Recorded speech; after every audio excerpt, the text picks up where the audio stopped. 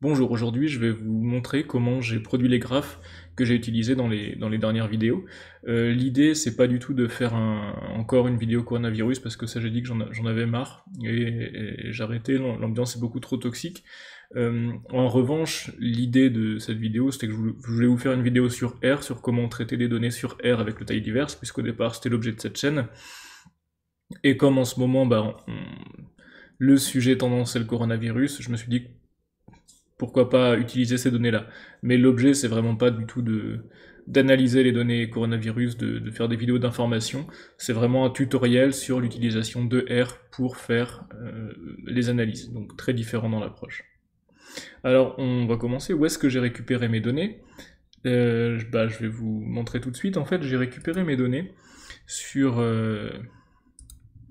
ce site, sur ce GitHub.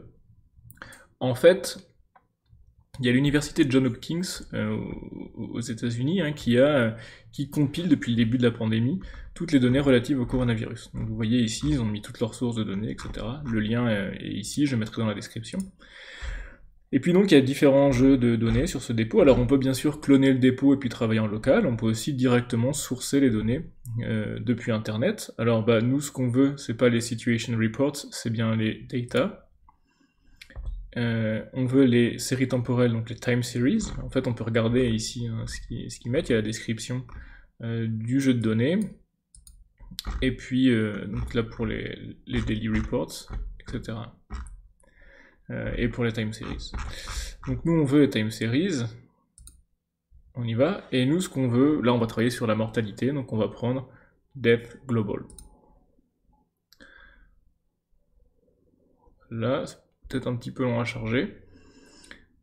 Voilà à quoi ressemble le fichier de données. Donc on voit qu'on a une colonne province état, une colonne country region, latitude, longitude, et puis les dates qui sont en colonne. Donc on sait que nous, on va devoir retravailler un petit peu ça, parce que dans R, ce qu'on veut, c'est avoir une colonne date. Bon, ça on va s'en accommoder. Voilà, désolé pour la petite coupure, évidemment, il y avait un avion qui vient de passer, j'ai dû fermer ma fenêtre, peu importe. Donc voilà, on va prendre ce jeu de données là. Donc pour récupérer le jeu de données, on va cliquer sur Row, ici. Hop. Et si on a accès au jeu de données complet, il suffit de copier-coller l'adresse. Hop. Ici, et ça nous donnera accès directement au jeu de données. Et ce qui fait maintenant, on va pouvoir utiliser ce jeu de données dans R. Donc je vais ouvrir ma session RStudio. Voilà. Et puis je vais commencer à travailler. Alors d'abord, je vais créer un nouveau script. Voilà. Et puis, dans ce contexte, j'utilise le tidyverse qui est un ensemble de packages R qui permet de manipuler les données de façon très simple et très structurée. Donc c'est la méthodologie utilisée, la façon de penser du tidyverse, elle est un petit peu différente de ce qu'on utilise classiquement dans R, ce qu'on utilisait au début dans R. On a des fonctions un petit peu plus avancées, vraiment faites pour la manipulation de données. Donc je vais d'abord charger le tidyverse. Donc, disons librairie tidyverse. Et puis, je vais avoir besoin d'un autre package aussi, qui s'appelle lubridate, qui va nous permettre de travailler sur les dates. Donc si chez vous ils ne sont pas installés, il faudra les installer. Pour les installer, c'est très simple. Vous allez dans package ici, vous cliquez sur install. Ici, vous cherchez le tidyverse, vous faites entrée, puis vous faites install, et puis ça vous l'installera. Moi, il est déjà installé, donc je ne vais pas le faire. Voilà, donc maintenant, on peut charger nos données. Alors, ce qu'on voit tout de suite ici, c'est que c'est un fichier .csv. On voit l'extension sur le fichier. Donc on va utiliser la commande read CSV. Ça paraît, voilà, tout bête, mais quand même. Donc si on se rappelle plus, on peut bien sûr aller voir l'aide, ici. Donc voilà, on peut regarder l'aide de read CSV. Donc on voit, hein, c'est read delim, mais il y a read CSV dedans. On va utiliser ça. Mais là, c'est pas point, c'est underscore. Et on voit qu'avec l'underscore, ça fait bien partie de readr. Et readr, on voit ici que ça fait partie du tidyverse. Donc très bien. Donc on va utiliser ça. Et puis on va lui passer, bien sûr, l'adresse de notre jeu de données qui est là. Hop. Donc là, j'ai fait copier, je repasse là, boum, boum, on n'oublie pas les guillemets, coller, voilà, et puis maintenant, on va lui dire de stocker ça dans un objet, au bol, l'objet, on va l'appeler data, voilà, on exécute en faisant CTRL entrée, et on voit qu'on a notre jeu de données qui est ici. Donc on a bien toutes les colonnes, province, état, country region, latitude, longitude, et puis toutes ces données de date. Donc déjà on n'est pas trop mal, on voit qu'on a réussi à charger le jeu de données. Alors la deuxième étape maintenant, c'est de mettre les données dans le bon format, parce que je vous ai dit que nous ce qu'on voulait, c'était avoir une colonne qui contient que les dates, donc et pas avoir une colonne par jour. Donc ce que je vais faire, c'est que je vais utiliser une fonction qui s'appelle pivot longer, qui est ici.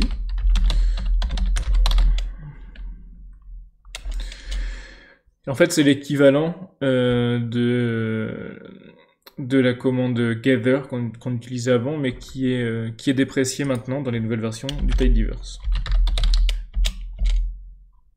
Voilà, lifecycle retired pour gather, et à la place, on utilise cette fonction-ci, qui est pivot longer. Donc, comment on fait? On lui dit, tu prends mon jeu de données data, tu vas me le passer dans une fonction qui s'appelle pivot longer.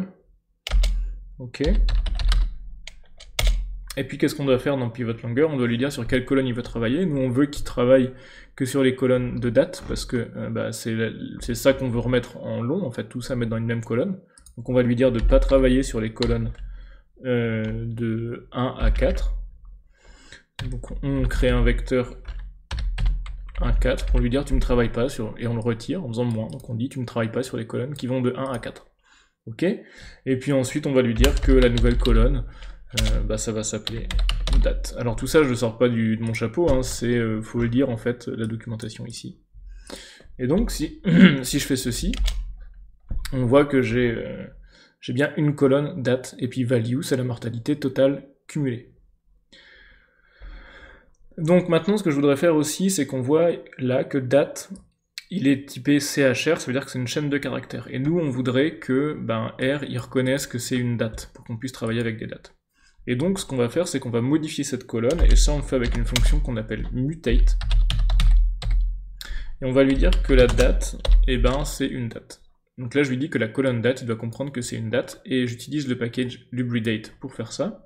Donc là je vous fais un raccourci, hein, mais en gros dans lubridate il y a plein de petites fonctions comme ça, dans la fonction ymd,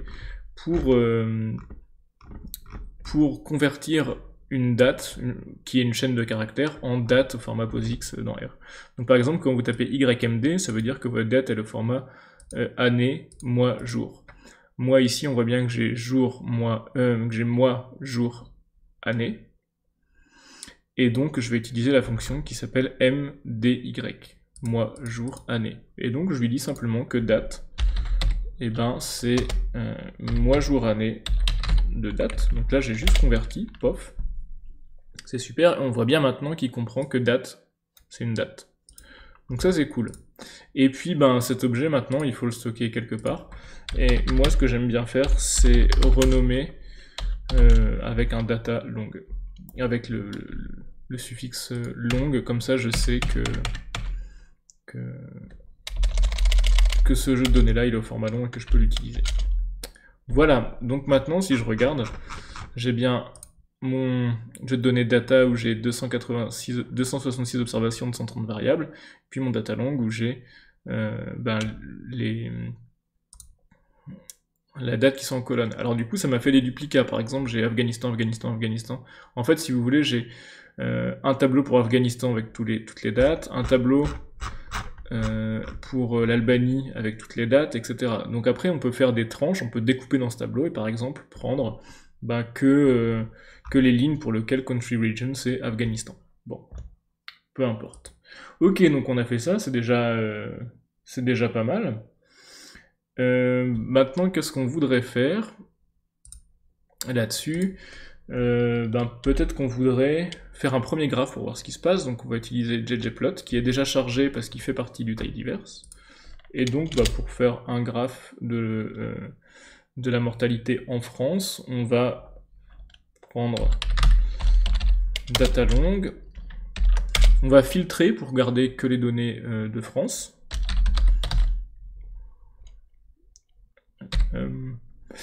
Et donc là, nous, c'est la colonne qui s'appelle...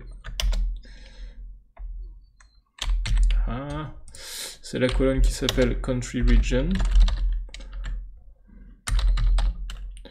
Que je dise pas de bêtises.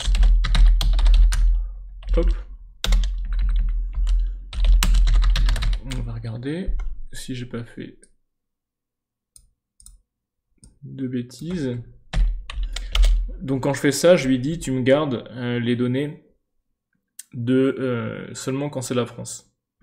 Ok, mais on voit qu'on a un problème, c'est parce que les données de la France, elles sont découpées en...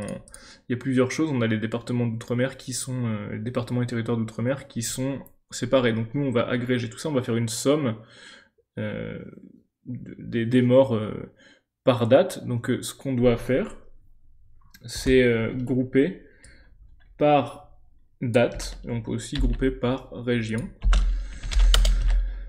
Avec cette commande, donc j'ai fait juste un copier-coller du country region. Donc là, quand je lui dis ça, je lui dis qu'il me fasse des groupes par région et par pays et par date. Donc il va me faire en gros des groupes où il y aura France pour une date, France pour une date, France pour une date, France pour une date, mais j'aurai pas de duplicat. Et une fois que je suis là-dedans, ben, je vais lui demander de me recalculer la somme des morts totaux pour l'ensemble des dom-tom. Donc ça, je le fais avec la commande summarize. Et en gros, ce que je lui dis, ben, c'est que value, parce que ici, quand je regarde dans data long, j'ai mes morts totaux, ça s'appelle value. Je lui dis que ma value, c'est égal à la somme des values. En fait, ce que je lui ai dit ici, c'est 1, tu me prends que les données de la France, 2, pour les données de la France, tu vas tout m'agréger. En fait, pour chaque jour, tu vas me faire la somme des morts dans toutes les régions, tous les dom-tom. Donc si on fait ça, par exemple, on voit qu'on a 116 entrées, puis on a vraiment maintenant France, date, valeur. Bon, c'est cool, on a bien avancé.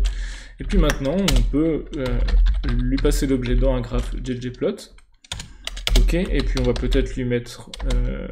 donc là, je lui dis, envoie-moi les données dans un objet ggplot pour faire un graphe. Et puis maintenant, on va lui ajouter une couche de points, avec jump point.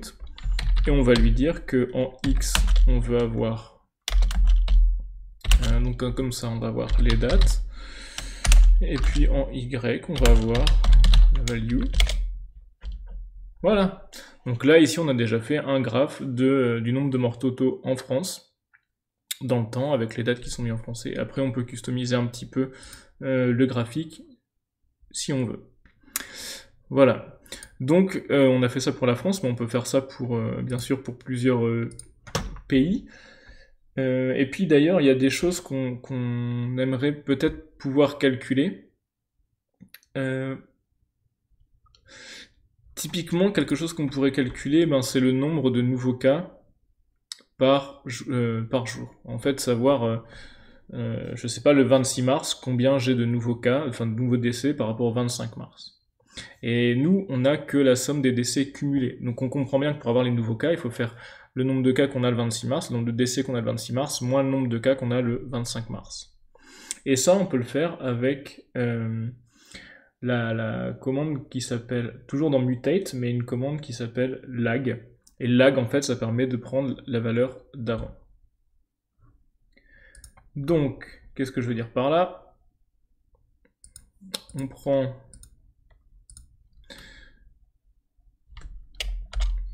On va lui faire un mutate. Et on va lui dire que là, on va créer une nouvelle colonne qui va s'appeler daily death. Donc les morts quotidiennes. J'ai toujours l'habitude d'écrire mes variables en anglais, mais vous faites comme vous voulez. Et on va lui dire qu'en gros, ben ça c'est égal à value moins lag de value. Si vous regardez la commande lag du package dplyr, ça prend la valeur d'avant. Donc, par exemple, si à la place de value ici, je mets daily death,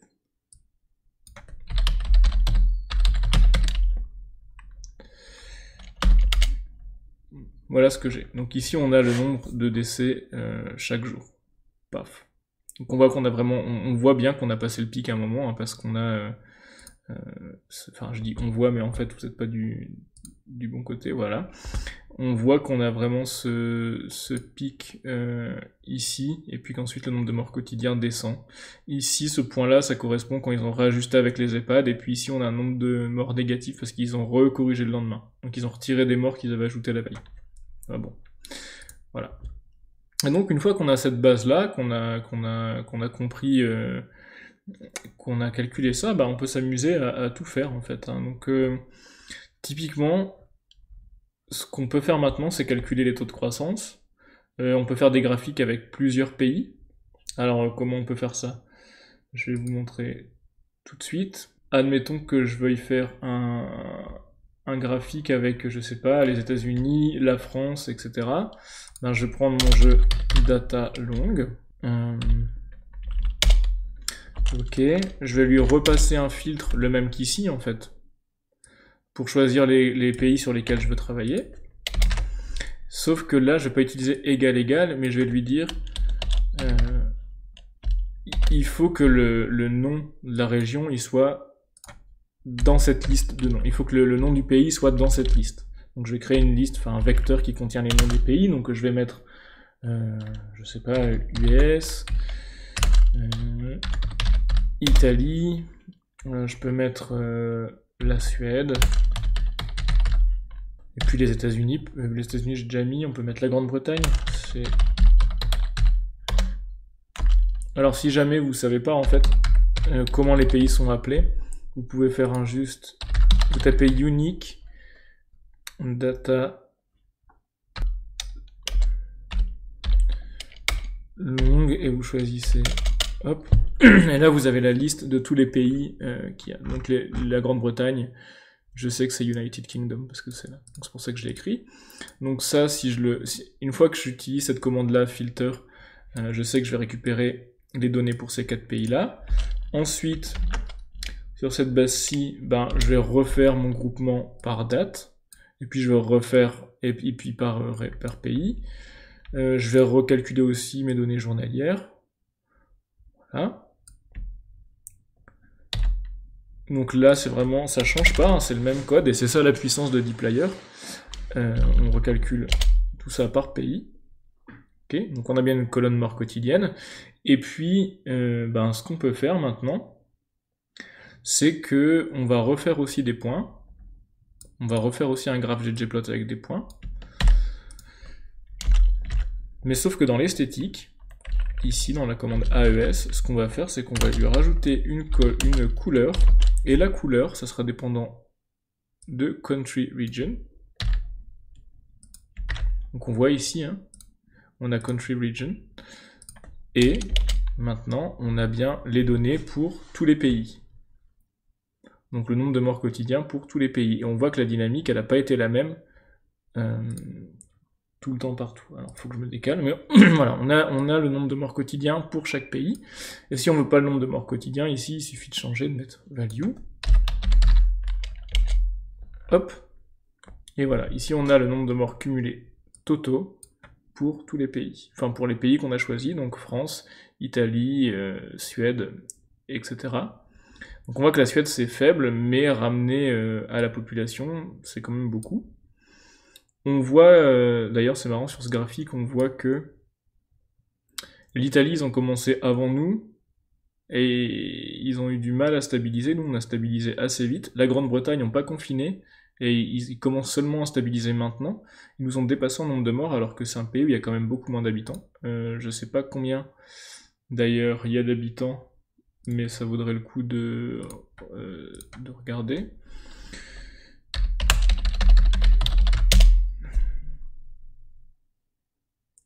Ah bah non, ils ont autant d'habitants que nous dans tout le Royaume-Uni. J'aurais pas cru. Mais voilà, donc c'est comparable. Ok, très bien. Donc là, voilà, c'était juste pour vous donner des exemples de comment on pouvait analyser, sourcer les données du coronavirus et les analyser. Et on voit que pour faire ce graphe-ci, en réalité, j'aurais très bien pu retirer ça. Donc on voit que c'est 10 lignes, quoi, en gros. Pour produire les graphiques, c'est pas beaucoup. Et après, vous pouvez commencer à partir de là à customiser, par exemple rajouter un thème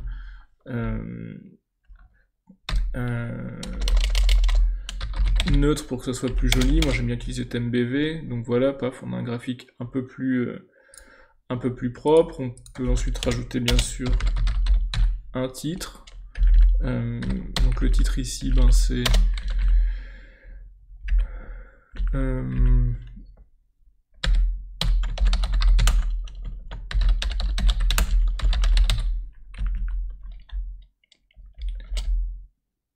voilà, on rajoute un titre.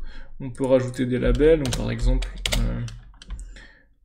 sur l'axe des Y, ben c'est hop. Voilà, donc on voit que c'est très simple en fait de paramétrer un graphique comme ça, il n'y a vraiment pas beaucoup de commandes. Si vous vous mettez à R, je vous encourage vraiment à utiliser le tidyverse et ggplot pour les graphiques usuels. C'est vraiment très très pratique. Et si on veut faire un petit exercice de style sur la commande mutate, parce qu'elle est toujours intéressante à connaître, ben la chose qu'on peut utiliser, c'est par exemple quand j'ai calculé le taux de croissance. Dans une des vidéos, j'avais calculé le taux de croissance, et ben pour ça, en fait, c'est super bête. C'est super bête, on va utiliser la commande mutate pour faire ça. Voilà, donc on peut calculer le taux de croissance sur plusieurs choses. On peut le calculer soit sur le taux de morts, sur les morts totaux, ou sur le nombre de morts quotidiens. Donc si on va dire qu'on va le faire sur les morts totaux. Donc je reprends ça, hop, jusqu'ici. En fait, comme ça, on n'a pas le graphe. Et là, en fait, dans mutate, je vais lui dire de me créer une nouvelle colonne que je vais appeler great pour en fait growth rate. Comment je vais le donner, le growth rate? Ben, je sais que en gros, le taux de croissance, c'est la valeur qu'on a aujourd'hui moins la valeur qu'on avait hier, qu'on divise par la valeur qu'on a aujourd'hui, et puis on multiplie par 100. Donc bêtement, bah, ça sera